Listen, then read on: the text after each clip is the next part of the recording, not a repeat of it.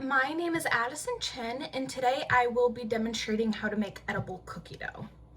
Do you have memories of making cookies with your mother or grandmother and eating some of the leftover cookie dough? Well, those are some of my favorite memories when it comes to baking. However, since it's not exactly safe to eat raw cookie dough due to there being raw egg in it, I wanted to kind of show off a recipe that is 100% safe to consume. Alrighty, so the first thing that you are going to have to do is get a medium-sized bowl. This medium-sized bowl is just going to be where we mixed all of our wet and dry ingredients in.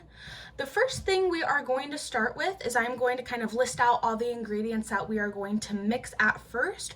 So it's kind of going to be all of our sugars and our wet ingredients first, and then I'll kind of go ahead and show me adding them in and then mixing it all together to make the edible cookie dough. Alrighty, so we will need 1/4 teaspoon of salt, 1/2 cups of unsalted butter, 1/2 cups of packed brown sugar, 3 tablespoons of granulated sugar, and a 1/2 tablespoon of pure vanilla extract. Alrighty, so the first thing I am going to do is right here in this bowl, I have 1/4 teaspoon of salt. Then I also have 1.5 cups of packed brown sugar, and then I also have 3 tablespoons of granulated sugar. So we are going to go ahead and add this into the bowl first.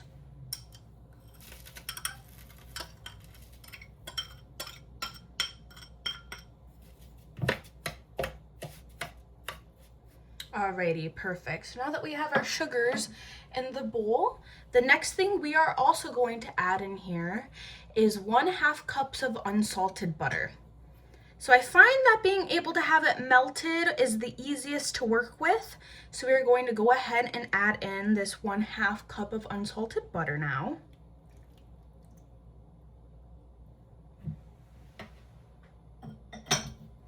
Alrighty, and now the last thing we are also going to add in is our 1/2 teaspoon of pure vanilla extract. I know it's a little bit hard to see, but it's right there. We're gonna go ahead and add that in now.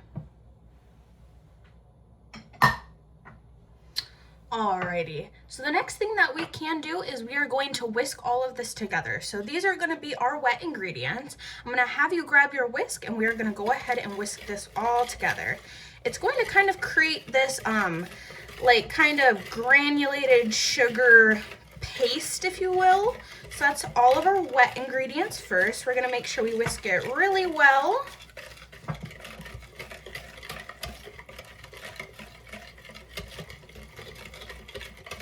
Perfect, already, and that's looking good. So I'm gonna set my whisk aside. Perfect. Alrighty, so the next thing we are going to add to this mixture is 1 cup of flour. A little tip I do kind of want to share is that you will need to heat treat your flour. This might be a foreign term to some, but basically heat treating just means that you will need to set your oven to 350 degrees and line a baking sheet with parchment paper and spread your flour out evenly. Then you will allow the flour to bake for about 5 to 8 minutes and allow it to reach an internal temperature of 160 Fahrenheit. Basically, all this is allowing the flour to do is it allows all the bacteria in the flour to be killed and be safe for consumption. Because if not, then something I found out when I started making this recipe is that you need to heat treat your flour to kill all the bacteria, because if not, then you are putting in flour that can give you food poisoning, and that is technically not safe for consumption because it allows you to get sick. So heat treating the flour just means it helps you to prevent getting sick, basically. So alrighty, we're gonna add in this 1 cup of flour. I have it all right here, and like I said, it is heat treated, so I already did that step already. So we're gonna go ahead and add that in. Perfect.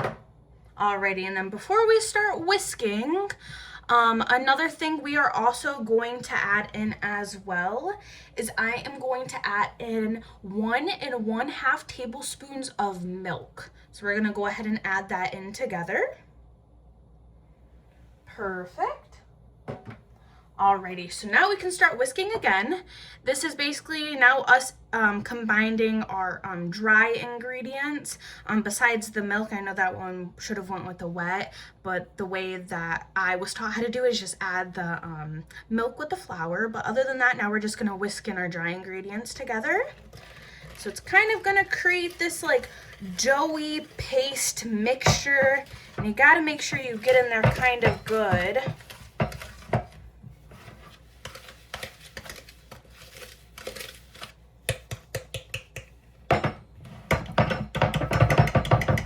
And then you might have to take your spoon and kind of just shove it all out, just because it does get stuck in the whisk a little bit.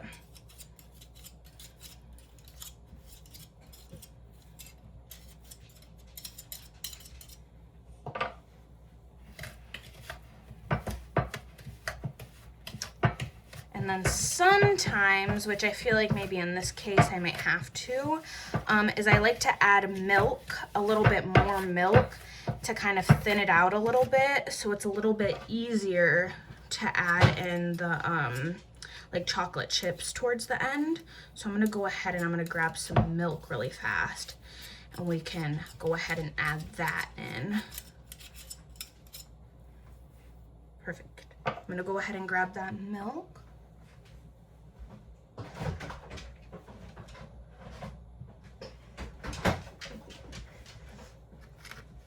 Alrighty, so we're just gonna add just a little bit in, not too much.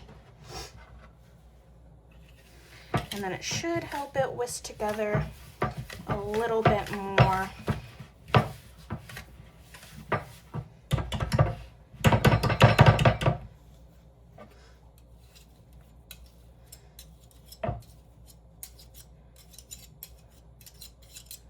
I just hate when it all sticks together, but we're close to getting there. It'll become more of like a paste. Now it's kind of like a doughy paste. Perfect. Alrighty, so now this is the consistency we're looking for. Now that it's kind of like a crumply dough texture. Perfect. Alrighty, now we're at where we need to be. Perfect. Alrighty. So now that we have all of our dough ingredients, our wet ingredients, all of this mixed together, now the last thing we are going to have to do is fold in 2/3 cups of semi-sweet chocolate chip. A little tip is if you want it more on the sweeter side, I would add a little bit more like milk chocolate chips, but I have kind of a mixture in here of like the semi-sweet and dark chocolate because I prefer it to kind of be a little bit more rich than sweet. But if you do prefer more of like a sweeter dough, then feel free to like do semi-sweet and like just all semi-sweet. But this is semi-sweet and a little bit of like dark chocolate as well. So instead of whisking this together, we are going to fold it in.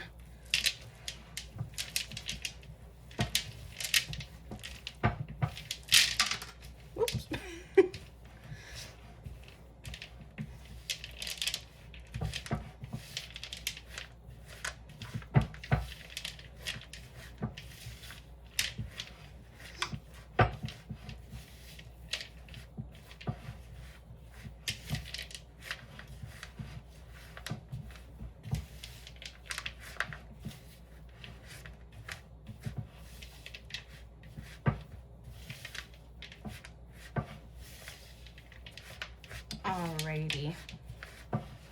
Alrighty, so now that I have it kind of all mixed together, I'm able to see that it's like a dough shape now.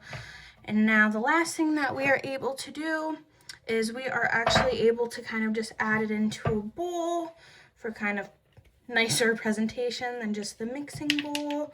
So what I'm going to do is I'm just going to put it all in this bowl.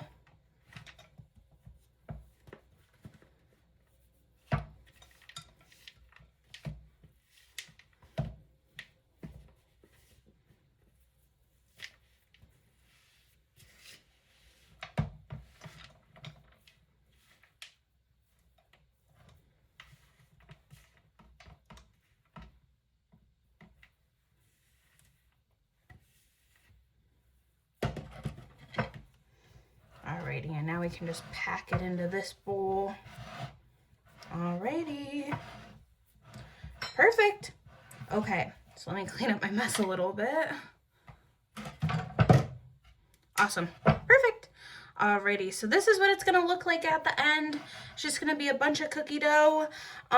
Since this is safe to eat, you're more than welcome to kind of serve it now and enjoy it. I have found that if you refrigerate it first and then enjoy it a little bit later, it tastes better that way in my opinion. But other than that, this is kind of what to expect with when making the cookie dough. And yeah, if you just tightly seal it up and put it in the fridge for a couple of hours, it'll be crisp and cold. Other than that, that is how you make homemade cookie dough that is safe for consumption, and I hope that you enjoyed kind of watching on how to make that.